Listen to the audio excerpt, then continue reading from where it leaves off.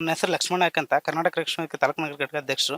ಇಲ್ಲೇನು ಈ ಆರಾಮ್ಸಿ ಪ್ಲಾಂಟ್ ಇದೆ ಅಲ್ಲ, ಇದ್ರ ಬಗ್ಗೆ ನಾವು ಹಲವಾರು ಬಾರಿ ಈಗ ಒಂದು ವರ್ಷದಿಂದನೂ ಕಂಪ್ಲೇಂಟ್ ಮಾಡಿದ್ವಿ. ಲೋಕಾಯುಕ್ತಲ್ಲಿ ರಿಜಿಸ್ಟರ್ ಇದೆ. ಇದುವರೆಗೂ ಯಾವುದೇ ಅಧಿಕಾರಿಗಳು ಕ್ರಮ ಕೈಗೊಳ್ಳೋಕ್ಕಿಲ್ಲ. ಪೊಲ್ಯೂಷನ್ ಬೋರ್ಡಿಂದನೂ ಇವರು ಇದುವರೆಗೂ ಯಾವುದೇ ಪರ್ಮಿಷನ್ ತೊಗೊಂಡಿಲ್ಲ, ಯಾವುದೇ ನಿಯಮಗಳನ್ನ ಪಾಲನೆ ಮಾಡ್ತಾ ಇಲ್ಲ. ಮಾನ್ಯ ಜಿಲ್ಲಾಧಿಕಾರಿಗಳು ಕೂಡ ಇವರಿಗೆ ಭೂ ಪರಿವರ್ತನೆ ನಿಯಮ ಉಲ್ಲಂಘನೆ ಮಾಡಿ ಭೂ ಪರಿವರ್ತನೆಗೆ ಅನುಮೋದನೆ ನೀಡ್ಯಾರ. ಭೂ ಪರಿವರ್ತನೆ ನಿಯಮದ ಪ್ರಕಾರ ಇಂಡಸ್ಟ್ರಿಯಲ್ ವಿಂಡ್ ಮಿಲ್ಸ್ ಸ್ಥಾಪನೆ ಮಾಡ್ಬೇಕಾದ್ರೆ ಮೇನ್ ರೋಡಿಂದ 40 ಮೀಟರ್ ಬಿಟ್ಟಿರ್ಬೇಕಂತ ಇದೆ.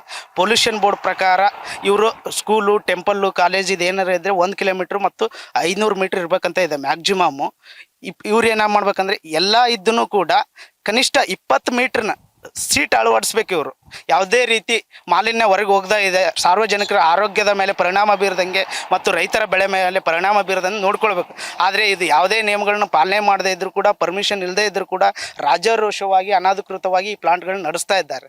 ಇಲ್ಲಿ ಯಾರೇ ಬಂದ್ ಮಾಡೋಕ್ಕೆ ಬಂದ್ರೂ ಕೆಲವು ಲೋಕಲ್ ಜನಗಳನ್ನ ಇಟ್ಕೊಂಡು ಎದುರಿಸ್ತಾರೆ ಜನಗಳನ್ನ.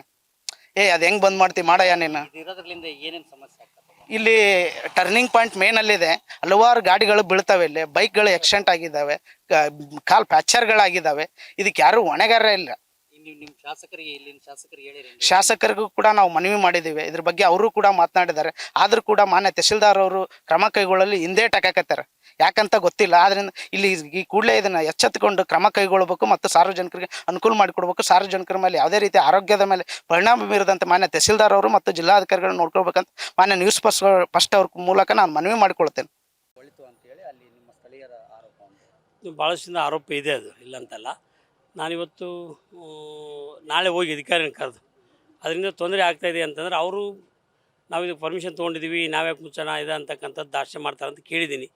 ಬೇರೆ ಬೇರೆ ರಾಜಕಾರಣಿಗಳಿಗೂ ಅದ್ರ ಹಿಂದಿರ್ತಕ್ಕಂಥದ್ದು ನನಗೆ ಗೊತ್ತಿದೆ. ಆದಾಗ್ಯೂ ಕೂಡ ನಾವು ಯಾರೇ ಇದ್ದರೂ ಕೂಡ ಜನಸಾಮಾನ್ಯರ ರಕ್ಷಣೆ ಮಾಡ್ತಕ್ಕಂಥ ಕೆಲಸ ಮಾಡಬೇಕು. ಹಾಗಾಗಿ ಇನ್ನೊಮ್ಮೆ ತಹಶೀಲ್ದಾರು ಮತ್ತು ಪೊಲೀಸ್ ಅಧಿಕಾರಿ ಕರೆದು ಅವ್ರಿಗೆ ಸೂಚನೆ ಕೊಟ್ಟು ಬಂದ್ ಮಾಡಿಸ್ತಕ್ಕಂಥ ಏನು ಮಾಡಬೇಕು ಆ ಕೆಲಸವನ್ನು ಪ್ರಾಮಾಣಿಕ ಮಾಡ್ತೀವಿ.